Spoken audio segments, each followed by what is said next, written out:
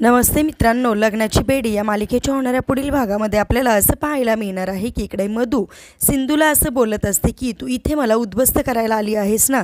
त्यावेळेस सिंधू म्हणते, कोणाचंही वाईट करून मी माझं भलं कधीही करणार नाही, मी कोणालाही इथं उद्ध्वस्त करायला आली नाही।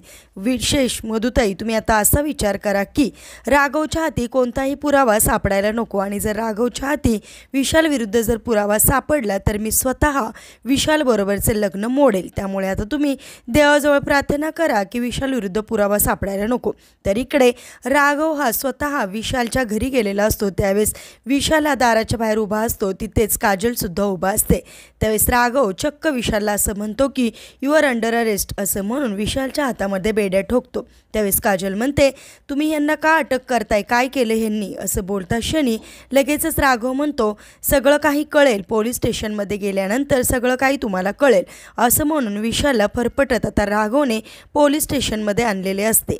असेच मालिकेच्या पुढील अपडेटसाठी तुम्ही आपल्या रंजक मराठी चॅनेलला नक्की सबस्क्राईब करा। थँक्यू।